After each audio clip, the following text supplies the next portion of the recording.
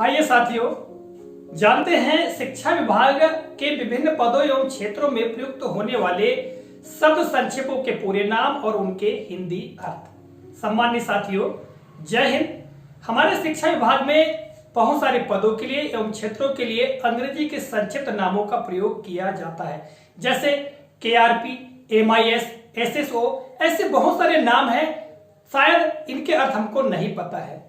आज के इस कालखंड में मैंने प्रायः बहुत सारे शब्द संक्षेपों को इस ग्रीन बोर्ड पर लिखकर रखा है और यहाँ पर मैंने उनके पूरे फुल फॉर्म लिखे हैं, साथ ही उनके हिंदी अर्थ भी लिखकर रखे हैं।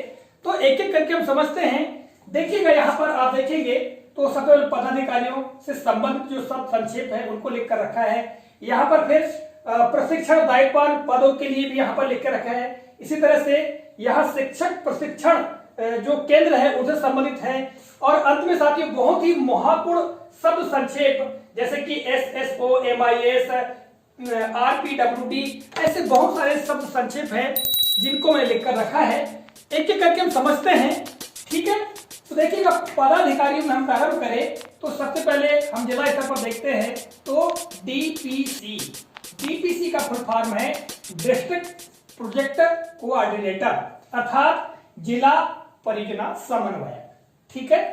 दूसरा आता है ADPC, assistant district project coordinator, अर्थात सहायक जिला परियोजना समन्वयक।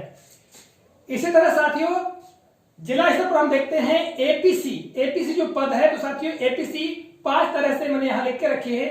जैसे कि APC, तो इस APC का फुल फॉर्म होगा असिस्टेंट प्रोजेक्ट कोऑर्डिनेटर, अर्थात सहायक परियोजना समन्वयक। किंतु APCA अगर हम कहें तो A से एकेडमिक होता है, अर्थात ऐसे सहायक परियोजना समन्वयक जो शैक्षिक क्षेत्रों को देखते हैं तो वो होते हैं APCA, assistant project coordinator academic, ठीक है।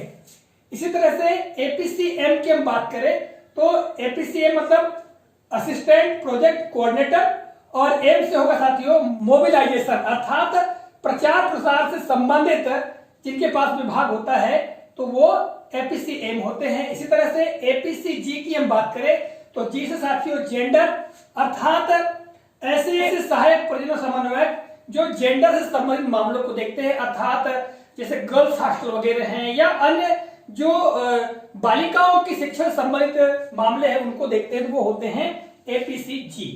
इसी तरह से APCF के अंतर्गत आता है असिस्टेंट प्रोजेक्ट कोऑर्डिनेटर फाइनेंस, अर्थात जो वित्त से संबंधित मामलों को देखते हैं वो APCF की श्रेणी में आते हैं। और इस तरह से फिर आता है APCIED।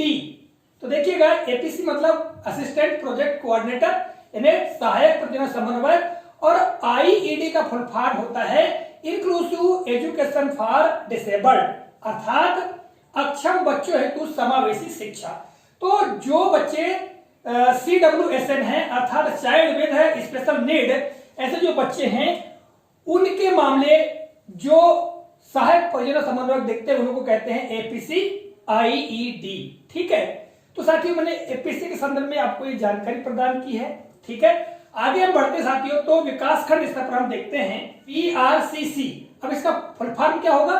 Block resource coordinate centre.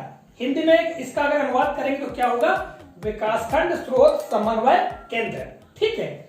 और इसी तरह से BRC ब्लॉक रिसोर्स कोऑर्डिनेटर, अर्थात विकासखंड स्रोत समन्वयक। इसी तरह हम आगे चलेंगे तो BAC का फुल फॉर्म होगा ब्लॉक एकेडमिक कोऑर्डिनेटर, अर्थात विकासखंड शैक्षिक समन्वयक। BAC जो है वो शिक्षा से संबंधित मामलों को विशेष तौर से हैंडल करते हैं। इसके बाद हम बात करते हैं जन शिक्षा केंद्र स्तर पर तो CAC का फुल फॉर्म होगा क्लस्टर एकेडमिक कोऑर्डिनेटर, अर्थात जन शिक्षा समन्वयक कह सकते हैं, सीधे हम बहुत ही संक्षेप में कहें तो जन शिक्षक कह सकते हैं।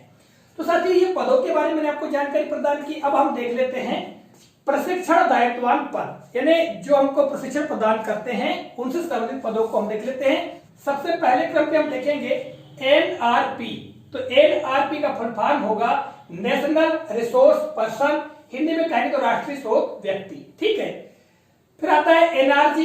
तो NRG और NRP साथियों लगभग सेम रैंक है, ठीक है, वही व्यक्ति है।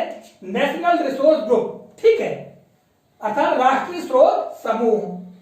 आगे हम चलेंगे प्रांत स्तर पर या राज्य स्तर पर, तो एसआरपी अर्थात स्टेट रिसोर्स पर्सन, प्रांतीय स्रोत व्यक्ति, और इस तरह से एसआरजी, एसआरजी मतलब स्टेट रिसोर्स ग्रुप, ठीक है, प्रांतीय स्रोत समूह। और साथियों केआरपी का आप नाम सुन रहे होंगे, वर्तमान में हम केआरपी के बारे में सुनते हैं। तो केआरपी का मतलब है की रिसोर्स पर्सन, जो जिला स्तर पर हम लोगों को अभी निष्ठा प्रशिक्षण संदर्भ में जो जानकारी दे रहे हैं वो केआरपी है, की रिसोर्स पर्सन, या हम ये कह सकते हैं को हिंदी में अगर कहें तो कुंजी का स्रोत व्यक्ति, अर्थात जो व्यक्ति एक कुंजी का काम कर रहे हैं, मतलब जो हमको जो समस्याएं हैं उन समस्या को निदान करते हैं जिला स्तर पर, वो होते हैं की रिसोर्स पर्सन, केआरपी। फिर आगे चले तो डीआरजी, डीआरजी मतलब डिस्ट्रिक्ट रिसोर्स ग्रुप, ठीक है, जिला स्रोत समूह। फिर आगे हम देखेंगे ब्लॉक स्तर पर, तो बीएमटी होते हैं, ब्लॉक मास्टर ट्रेनर अर्थात विकास खंड प्रशिक्षक। तो साथियों ये प्रशिक्षण प्रदान करने वाले जो दायित्ववान पद हैं उनसे संबंधित मैंने यहाँ पर सब संक्षेपों के बारे में आपको बताया। अब देखिएगा शिक्षक प्रशिक्षण केंद्र से संदर्भित भी सब संक्षेप होते हैं, जैसे डाइट, डाइट की हम बार बार बात करते हैं, DIET, इसका फुल फॉर्म होगा district institute for education and training. Hindi में इसका अनुवाद होगा जिला शिक्षा एवं प्रशिक्षण संस्थान, ठीक है। अगला आता है IASE, institute of advanced institute in education, इसका हिंदी में अर्थ होगा उन्नत शैक्षिक अध्ययन संस्थान, ठीक है। आगे हम चलेंगे तो CTE, CTE का फुल फॉर्म होगा colleges of teachers education, Hindi में अनुवाद करेंगे तो शिक्षकों के शैक्षिक महाविद्यालय। फिर है STSE, science technology society and environmental education, इसका पूरा नाम होगा और हिंदी में अनुवाद होगा विज्ञान प्रौद्योगिकी सामाजिक एवं पर्यावरण शिक्षा, ठीक है। और इसी तरह आगे हम देखेंगे तो SISE, तो state institute of science education अर्थात राज्य विज्ञान शिक्षा केंद्र।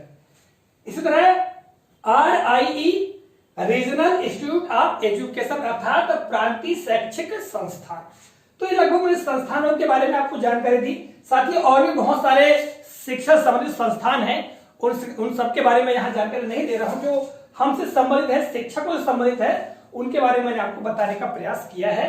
अब साथियों हम अन्य जो महत्वपूर्ण शब्द संक्षेप है उनके बारे में भी जान लेते हैं। सबसे पहले क्रम पे SSO, आपने देखा होगा SSO के बारे में काफी दिशा निर्देशों में हमको जानकारी दी गई थी, जिसको कि हम यूनिक आईडी कहते हैं। तो SSO का फुल फॉर्म क्या है? SSO का फुल फॉर्म है single sign on, single sign on अर्थात एकल हस्ताक्षरी। साथियों SSO उस आईडी को कहा जाता है जिसके माध्यम से केवल एक ही व्यक्ति उससे लॉगिन हो सकता है, उस पर काम कर सकता है। ऐसी आईडी को ही SSO कहा जाता है, सिंगल साइन ऑन, ठीक है। आगे हम देखते हैं MIS का भी आपने नाम सुना होगा कि यदि हमको निष्ठा प्रशिक्षण में कोई परेशानी जाती है तो हमको MIS कोऑर्डिनेटर से संपर्क करना है, ऐसा कहा जाता है। तो MIS का फुल फॉर्म है मैनेजमेंट इंफॉर्मेशन सिस्टम अर्थात सूचना प्रबंधन प्रणाली। साथियों ब्लॉक स्तर पर हमारे ब्लॉक स्तरीय होते हैं MIS, यानी ब्लॉक स्तरीय MIS कोऑर्डिनेटर, ठीक है। विकास खंड स्तरीय हम इसको कह सकते हैं विकास खंड स्तरीय सूचना प्रबंधन प्रणाली समन्वयक, ठीक है। और इस तरह से जिला स्तर पर जिला प्रोग्रामर होते हैं, जिला प्रोग्रामर के लिए भी हम प्रयोग करते हैं डिस्ट्रिक्ट MIS, ठीक है। अर्थात आप समझ गए होंगे कि MIS का फुल फॉर्म होता है मैनेजमेंट इंफॉर्मेशन सिस्टम अर्थात सूचना प्रबंधन प्रणाली, ठीक है। आगे हम देखेंगे साथियों तो RPWD का फुल फॉर्म है rights of persons with disabilities अर्थात अक्षम व्यक्तियों के अधिकार। साथियों बच्चों के लिए जो CWSN बच्चे हैं उनके लिए जो अधिकार रखे गए या जो अक्षम व्यक्ति है उनके लिए अधिकार रखे गए, उसके संक्षेप में प्रयोग होता है RPWD अर्थात rights of persons with disabilities. इसके संदर्भ में हमने जो निष्ठा प्रशिक्षण के मॉड्यूल है उसमें भी जानकारी हमने प्राप्त की है। इसी तरह साथियों आप आगे देखेंगे तो एनसीईआरटी, इससे तो आप परिचित हैं, national council of education research and training, अर्थात राष्ट्रीय शैक्षिक अनुसंधान एवं प्रशिक्षण परिषद, इसके बारे में जानकारी आपको होगी ही। साथियों यहाँ जगह की कमी होने की वजह से मैंने यहाँ पर और लिखा है आरटीई, इसके बारे में आप जानते होंगे, राइट टू एजुकेशन, अर्थात शिक्षा का अधिकार। इस तरह से एनसीएफ, नेशनल करिकुलम फ्रेमवर्क, ठीक है, और ये राष्ट्रीय पाठ्यचर्या की रूपरेखा। फिर इस तरह से एनईपी और एनपीई, ये दो नाम है, एनईपी, एनपीई।